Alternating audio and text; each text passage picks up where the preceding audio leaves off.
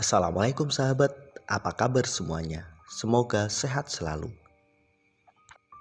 Setiap hari kita mengambil banyak keputusan, mulai dari sekedar keputusan kecil sampai dengan apa yang kita kenal sebagai keputusan besar, yang kita asumsikan punya dampak yang sangat besar terhadap kehidupan kita.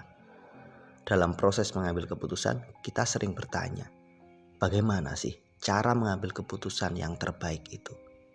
Pada video kali ini kita akan mendiskusikan tentang mekanisme pengambilan keputusan yang terbaik. Simak terus video ini sampai selesai ya.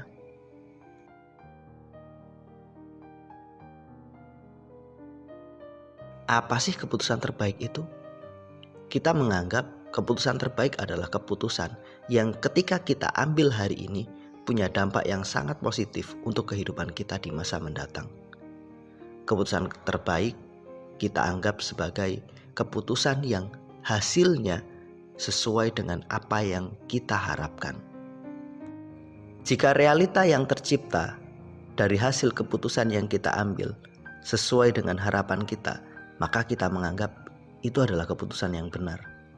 Namun sebaliknya, jika ternyata realita yang tercipta dari hasil keputusan yang kita ambil tidak sesuai dengan harapan kita, hasilnya justru negatif, kita mengasumsikan keputusan itu adalah keputusan yang buruk. Itu adalah keputusan yang salah, dan kadang kita menyesali keputusan tersebut.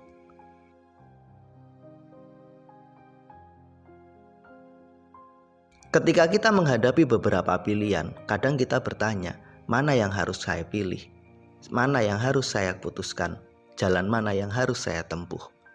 Pada titik ini, ketika kita bertanya mana yang harus saya pilih, mana yang harus saya putuskan, kita itu sebenarnya sedang berusaha untuk membaca masa depan.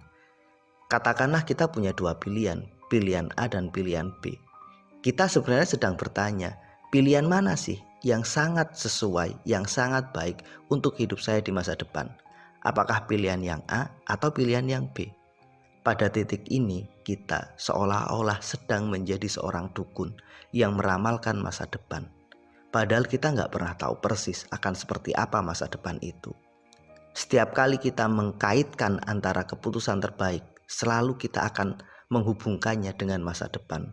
Keputusan terbaik kita asumsikan jika dampaknya di masa mendatang itu baik. Maka kadang banyak orang bertanya, banyak orang meminta nasihat tentang keputusan terbaik. Sejatinya mereka sedang ingin bertanya, di masa depan mana yang terbaik? Satu hal yang harus kita pahami bahwa nggak ada satu orang pun yang tahu tentang masa depan. Ketika kita bertanya mana yang terbaik untuk hidup kita di masa mendatang, itu seperti kita sedang datang ke seorang dukun, kemudian kita tanya pada sang dukun, wahai Mbah Dukun, mana sih yang terbaik untuk saya? Maka dengan caranya, dengan gayanya sang dukun akan meramalkan hidup kita. Maka kadang sebagian orang percaya dengan itu dan ia mengambil keputusan dengan seperti itu. Satu hal yang harus kita pahami, bukan itu keputusan yang terbaik. Jangan mengasumsikan keputusan yang terbaik adalah keputusan yang sangat sesuai dengan hidup kita di masa mendatang. Kita nggak pernah tahu masa depan. Keputusan yang terbaik adalah keputusan yang kita ambil dengan cara yang tepat, dengan cara yang benar. Tentang hasilnya di masa mendatang, biarkan kita berserah kepada Allah. Jangan mendahului apa yang akan terjadi di masa mendatang, karena kita nggak pernah tahu. Tapi kalau kita meyakini bahwa masa depan kita akan baik, itu penting.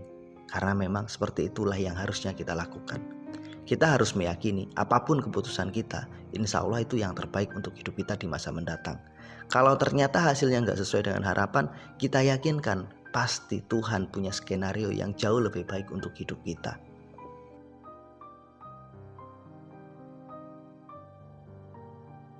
Satu hal yang harus kita sadari dalam proses mengambil keputusan terbaik, maka berhentilah untuk memprediksi masa depan. Berhentilah untuk menjadi peramal. Karena sejatinya sumber kekecewaan ada pada titik ini. Ketika kita sok membaca masa depan, ketika kita seolah-olah memprediksi apa yang akan terjadi esok. Yang harus kita lakukan adalah fokus pada masa sekarang, fokus pada pengetahuan yang kita punya, fokus pada data yang kita miliki, fokus pada emosi kita, dan fokus kepada Tuhan. Dengan melakukan itu semua, maka proses pengambilan keputusan dapat kita lakukan sebaik-baiknya. Proses terbaik dalam mengambil keputusan adalah kita dasarkan pada hari ini, pada pengetahuan kita hari ini, pada pengalaman kita hari ini, pada data yang kita miliki hari ini, dan pada ketenangan yang kita punya hari ini.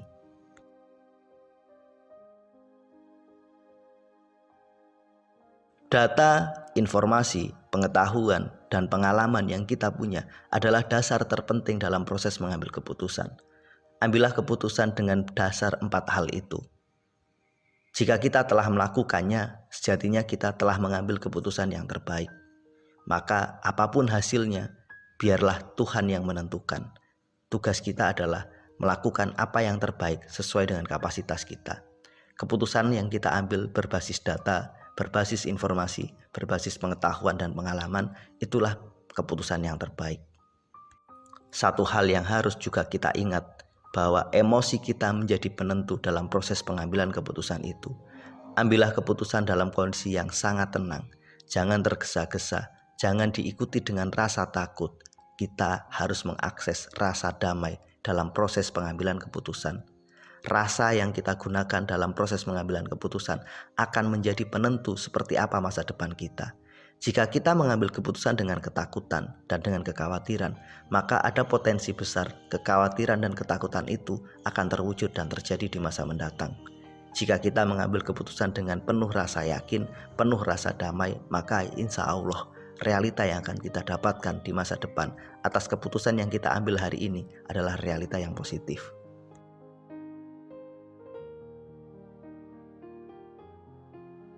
Dalam proses mengambil keputusan, kita juga harus mempertimbangkan baik buruk atas setiap pilihan tersebut.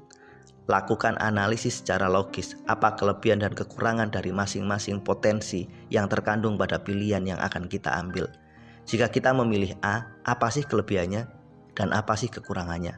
Jika kita memilih B, apa juga kelebihannya dan apa pula kekurangannya?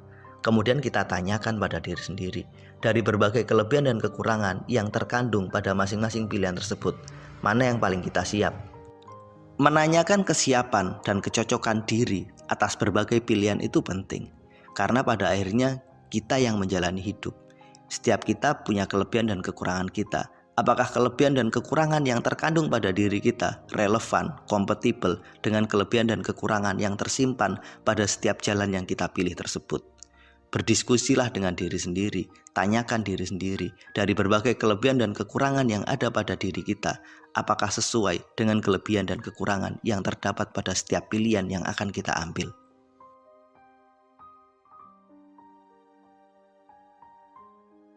Satu hal yang terpenting nih, bertanggung jawablah dengan pilihan kita. Ini pilihan kita, bukan pilihan orang lain. Jadi cobalah fokus mengambil keputusan ini secara sadar. Jangan terlalu menggantungkan proses pengambilan keputusan itu pada orang lain. Jangan terlalu menggantungkan pada saran orang lain. Mereka tidak benar-benar tahu diri kita. Mereka juga tidak akan pernah tahu akan seperti apa masa depan kita. Maka yang jalani hidup ini kita. Ambillah keputusan itu karena kita yang memilihnya, bukan karena orang lain. Kalaupun kita memang menggunakan saran orang lain, itu bukan karena benar-benar dia yang membuat kita memilih, tapi itu karena memang kita sadar bahwa saran itu adalah saran yang baik, saran yang sesuai dengan diri kita. Kita adalah raja untuk diri kita sendiri. Jadi ambil keputusan benar-benar karena kita yang memilih. Ini hidup kita, bukan hidup orang lain. Inilah satu penjelasan tentang bagaimana sih cara mengambil keputusan terbaik. Mudah-mudahan video ini bermanfaat. Sampai ketemu pada video kami berikutnya. Terima kasih. Assalamualaikum warahmatullahi wabarakatuh.